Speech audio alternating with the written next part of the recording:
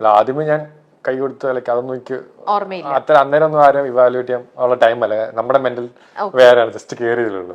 ഇപ്പൊ ഞാൻ കാണുമ്പോ ലൈക്ക് അവളുടെ ഒരു ഫോട്ടോ ഇങ്ങനെ നിൽക്കുന്ന ഒരു ഫോട്ടോ ഉണ്ട്. ഫോട്ടോ കാണുമ്പോഴത്തേനും ഭയങ്കര ബോൾഡ് അല്ലെങ്കിൽ ഭയങ്കര സ്ട്രോങ് തന്നെയാണ്. Bold in the sense like കുട്ടിത്വമൊന്നും ഇല്ലാത്ത ഭയങ്കര ബോൾഡായിട്ട് സംസാരിക്കുന്നു അങ്ങനെയൊക്കെ. ബട്ട് എൻ്റെ ഡിഫറെന്റ് ആണ്. ജോളിയായിട്ട് ഫണ്ണായിട്ട് സംസാരിക്കുന്ന ഒരാളാണ്.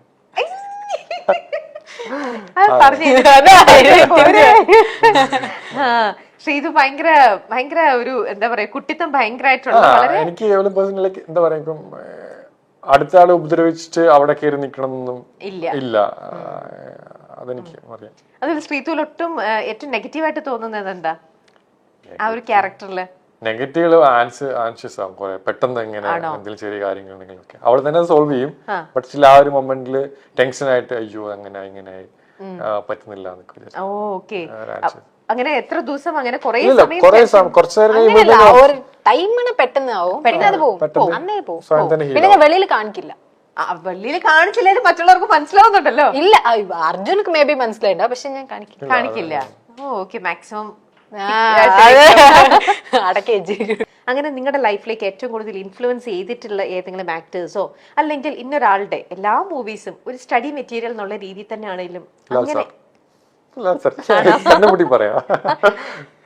ശ്രീതു? എനിക്ക് ഓരോരുത്തരുടെ കിട്ടിയും ഒന്നൊന്ന് നമ്മൾ കത്തിക്കാന്ന് ഞാൻ വിചാരിക്കുന്നു. ഓരോരുത്തരും ഓരോ ഡിഫറെന്റ് ആയിട്ട് തന്നെ ഉണ്ടാവുമല്ലോ. സോ എനിക്ക് ലൈക്ക് ഓരോരുത്തർ മലയാളം മൂവീസും തമിഴ് മൂവീസും കാണാനും മോസ്റ്റ്ലി തമിഴാണ്. സൂര്യ സാർ വേണമെങ്കിൽ ഞാൻ പറയാം.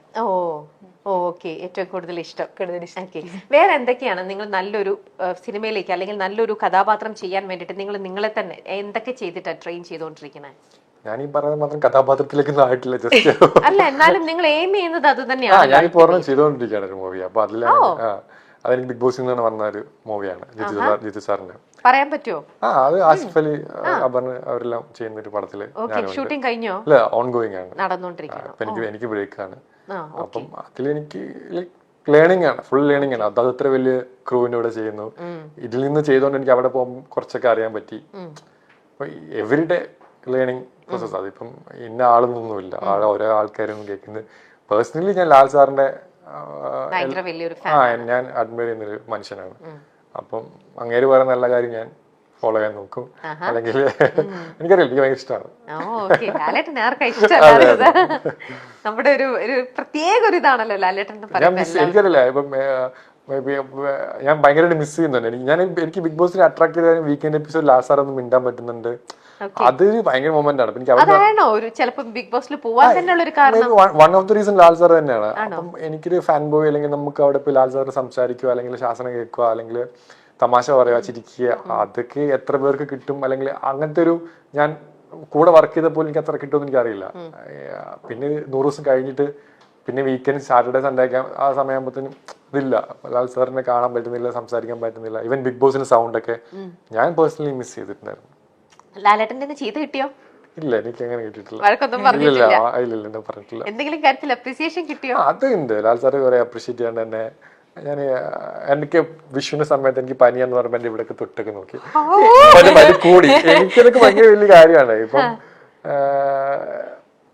ഇതിപ്പം റിലേറ്റ് ചെയ്യാൻ പറ്റും എല്ലാവർക്കും. ഇപ്പൊ നമ്മൾ അത്രയും അഡ്മയർ ചെയ്യുന്ന ഒരു മനുഷ്യൻ വന്നിട്ട് നമ്മൾ അത്രയും പാമ്പർ ചെയ്യുമ്പോഴത്തേക്കിന് അതിനേറ്റവും ബെസ്റ്റ്. അപ്പൊ പനി വന്നത് തന്നെ നല്ലതെന്ന് തോന്നിയിട്ടുണ്ടാവും.